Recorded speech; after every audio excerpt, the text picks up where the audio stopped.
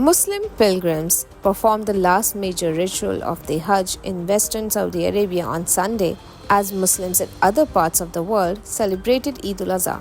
The stoning has seen multiple stampedes over the years, including a tragic event in 2015. The site has since been revamped to manage crowds better.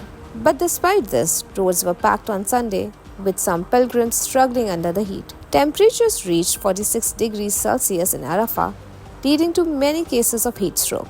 The Hajj is one of Islam's 5 pillars and must be performed once by all Muslims with the means. Muslims across the Middle East, including in Jerusalem and Gaza and other regions, gathered for Eid prayers today. In Pakistan, Eid al-Adha will be observed tomorrow. This year's Hajj and Eid al-Adha come amidst Israel's military offensive against Hamas in Gaza.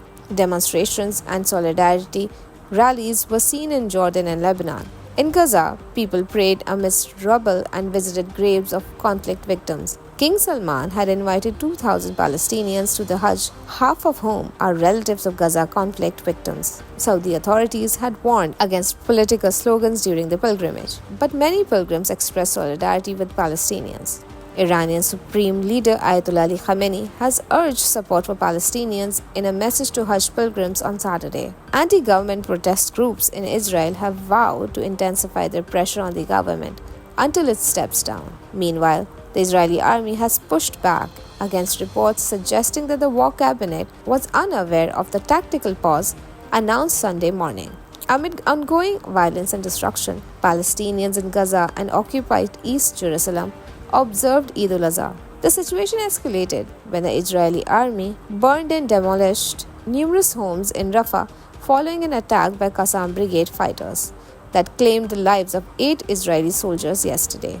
Meanwhile, United Nations Relief and Works Agency has issued a stark warning, saying that 50,000 children in Gaza are suffering from acute malnutrition and urgently need treatment. Since October 7th, Israel's war on Gaza has killed at least 37,337 Palestinians and injured another 85,299.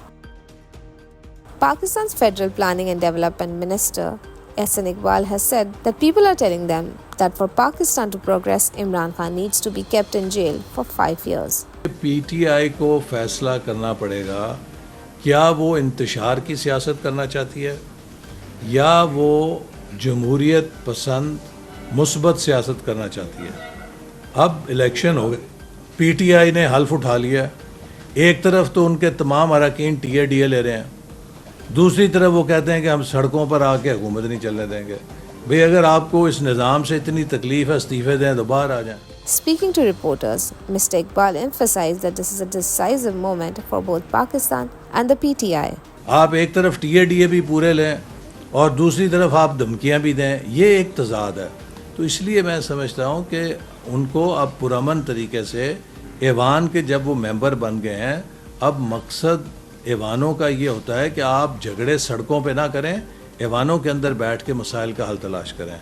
अगर वो इस तर्ज अमल पे आएंगे तो यकीनन हम उनका खैर मकदम करेंगे।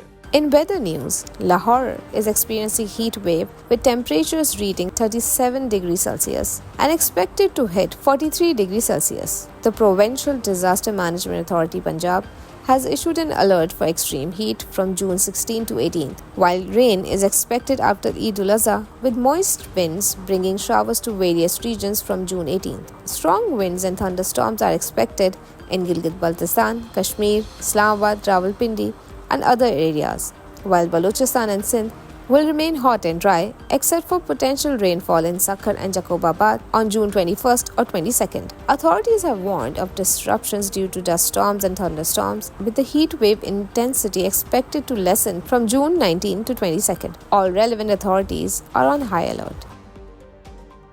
Russian special forces have successfully rescued 2 prison guards and neutralized several men who had held them hostage at a pre-trial detention center in Rostov-on-Don. The guards were taken captive by 6 detainees on Sunday, prompting a swift operation by Russian authorities to secure their release. Initially, negotiations were attempted, but the situation escalated leading to a decisive special operation. According to reports, the hostage takers had ties to the Islamic State group and were involved in terrorism-related offenses. The detainees had broken through cell bars to gain access to the guard's room. The standoff ended with all hostages freed unharmed. The exact number of casualties among the hostage takers remains unclear. Dozens of countries at the Peace Summit on Ukraine have affirmed the need to respect Kyiv's territorial integrity and urged dialogue among all parties for a lasting settlement in the conflict with Russia. In a final communique issued after the two-day summit in Switzerland, the majority of the countries supported full exchange of captured soldiers and the return of deported Ukrainian children. Ukrainian President Zelensky emphasized achieving results promptly in his closing speech. However, Saudi Arabia, India, South Africa, Thailand, Indonesia, Mexico, and the UAE did not support the final document. The summit also focused on global food security and nuclear safety.